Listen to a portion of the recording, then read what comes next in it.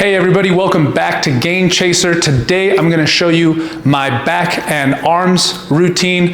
I've been doing the same routine for a couple years now, but I've kind of made some minor tweaks to it and it's given me these results. So if you like the type of results that you're seeing here with my biceps and my back, let me show you right now exactly the routine that I use twice a week to get my results. One of the minor adjustments that I did to change my back and biceps routine is I actually start doing back first.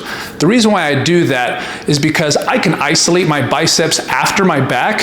I feel like if I do biceps and then back, my biceps are already kind of fried from just isolating them, and my back likes that little bit of support from my biceps so that when my back is failing, my biceps can kind of give me a little extra to push me that extra little bit past failure. So I like to do back first because I'm going to engage a little bit of my biceps, get them a little warm, and then I can go to my bicep workout afterwards.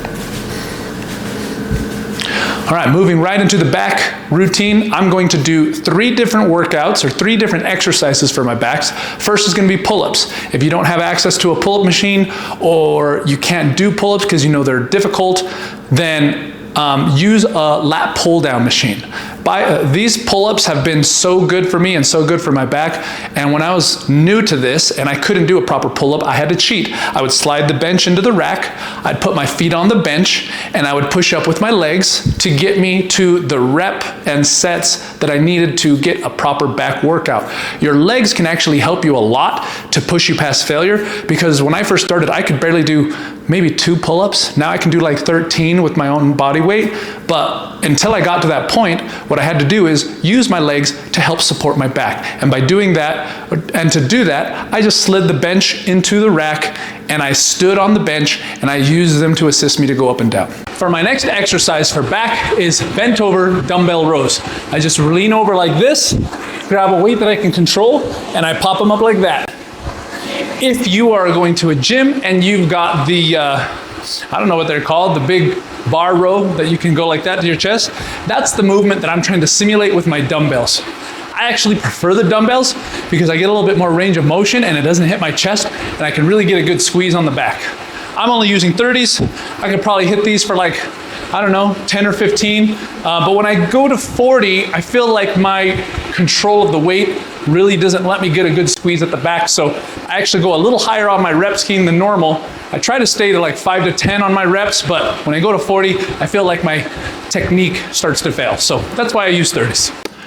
All right, for my last back exercise, I'm going to do bent over single arm dumbbell rows, if you want to call them that. Bent over on the bench, really trying to get a squeeze on this lat when I pull it back. I'm bent over, and when I'm holding it right there, I try to get that good squeeze right here so that I can build that lower lat. I feel like that has been my favorite exercise to really feel the soreness on my back.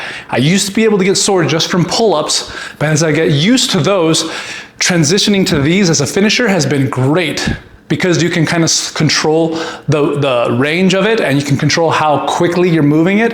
And when you're at the top, you really can squeeze your lat, and I feel like that makes all the difference. So I've done, I think, 3 or 4 sets of pull-ups. I did 3 sets of dumbbell rows, and now I'm gonna do another 3 sets of single arm bent over dumbbell rows with a good squeeze. And that makes my entire back workout, a good 12 or so sets of back, and then we'll transition to biceps.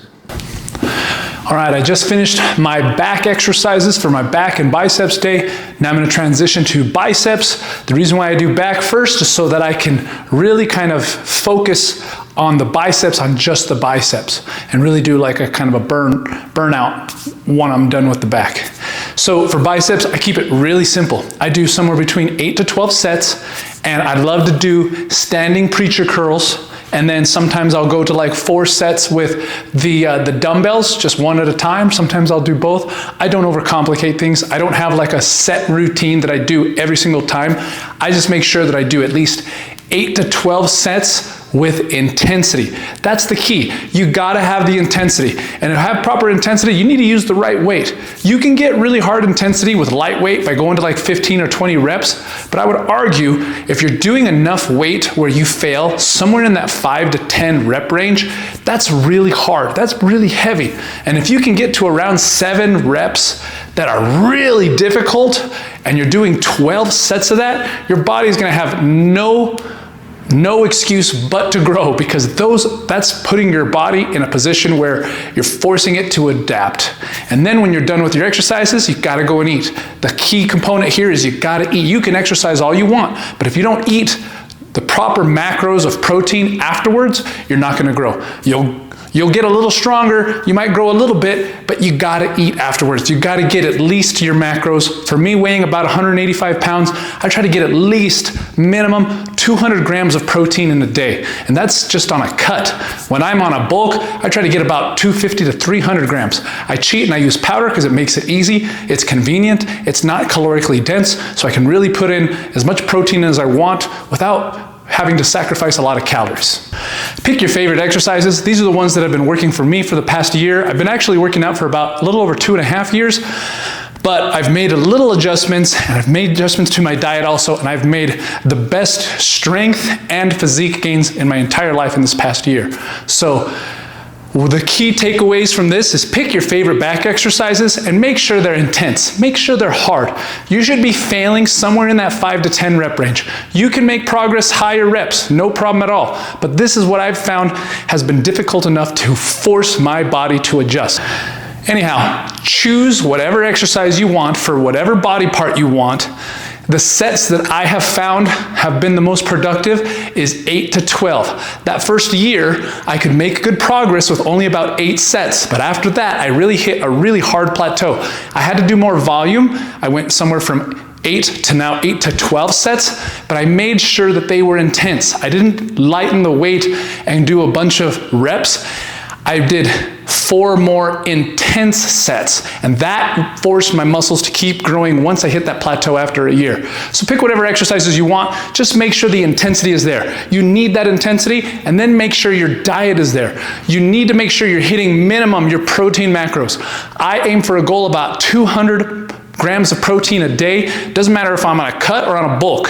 I get at least 200 grams of protein. And then if I get more when I'm bulking because I'm just eating more as a consequence, even better. But even in my cut, I try to get at least 200 grams of protein. I cheat and I use powder. It makes it convenient and easy. So make sure you're doing the right heavy sets, and make sure you're doing the right reps to failure, and make sure your diet is on point.